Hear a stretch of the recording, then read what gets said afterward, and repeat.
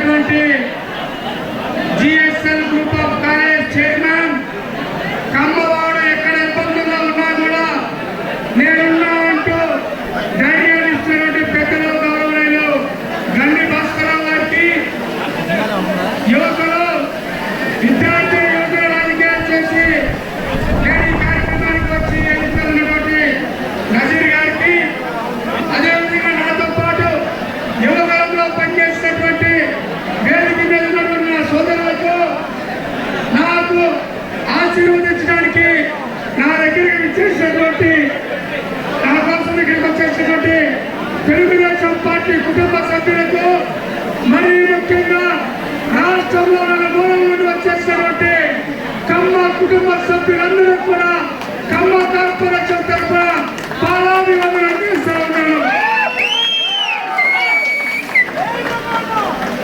ఇకపోతే రాజకీయాలు కానీ లేకుంటే చంద్రబాబు నాయుడు గారు చేస్తున్న అభివృద్ధి కానీ సంక్షేమం కానీ అన్ని విషయాలు మరి మాకంటే కూడా రాష్ట్రంలో ఉండే ప్రజలకి కార్యకర్తలు తెలుసు.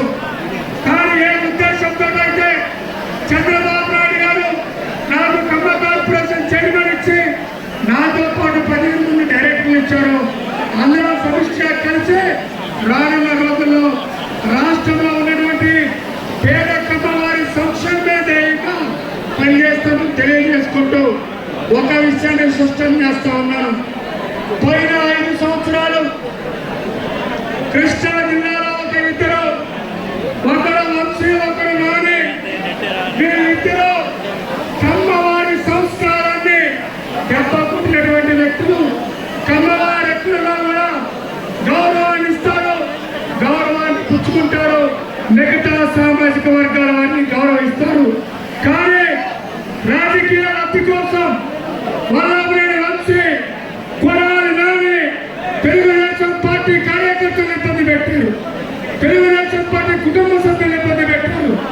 అదేవిధంగా మన ఆరాధ్య దైవమైనటువంటి ఎన్టీ రామారావు గారి కూతురైనటువంటి భువనమ్మని ఇబ్బంది పెట్టారు, చంద్రబాబు నాయుడు గారిని హేళన చేశారు. అదేవిధంగా యువ నాయకులు భారతీయుల ఆశాజాతి లోకేష్ గారు 10వ తరగతి చదువుతున్నటువంటి విద్యార్థులకి ధైర్యం చెప్పడం కోసం జూమ్ కాల్ పెడితే జూమ్ కాల్లోకి ఎంతదారులు వచ్చి హేళన చేశారు. నేను చెప్తున్నా, ఈ రాష్ట్రంలో ఏ ప్రజలు మర్చిపోరు మీరు చేసే పనులు. నేను చెప్తున్నా, తెలుగుదేశం పార్టీ కార్యకర్తలు గుర్తుంచుకుంటారు. నేను చెప్తున్నా, మరీ ముఖ్యంగా ఈ రాష్ట్రంలో కమ్మవారు గుర్తుంచుకుంటారు మీ చేష్టని చెప్తా ఉన్నా. కాబట్టి ఎక్కడ ఉండైనా సరే వాళ్ళు దగ్గర పెట్టుకొని రాజకీయ భిక్ష పెట్టినటువంటి తెలుగుదేశం పార్టీని కానీ, రాజకీయ భిక్ష పెట్టినటువంటి చంద్రబాబు నాయుడు గారు కానీ, వారి సతీమణిని కానీ అన్నటువంటి మాటలు ప్రకాశం మ్యారేజ్ మీద ముక్కు నేల వేసి నందమూరి నారా కుటుంబానికి క్షమాపణ చెప్పండి. లేకపోతే మీరు చరిత్ర ఇల్లుగా మారిపోతారు. అదేవిధంగా కమ్మ జాతి కూడా రానున్న రోజుల్లో మీ ఇద్దరిని ఈ యొక్క జాతి నుండి బహిష్కరిస్తుందని చెప్పేసి తెలియజేసుకుంటూ కమ్మ కార్పొరేషన్ అనేది మాటలు చెప్పదో చేసి చూపిస్తుంది. అది భవిష్యత్తులో మీకే తెలుస్తుందని చెప్పి తెలియజేసుకుంటూ ఈ కార్యక్రమానికి రాజకీయాలకు అతీతంగా, కులాలకు అతీతంగా, ప్రాంతాలకు అతీతంగా విచ్చేసి నన్ను నా కార్యవర్గ సభ్యులైనటువంటి మిగతా వారిని ఆశీర్వదించినందుకు మీ అందరూ కూడా ధన్యవాదాలు తెలియజేసుకుంటూ అందరికీ భోజనాలు ఏర్పాటు చేయడం జరిగింది.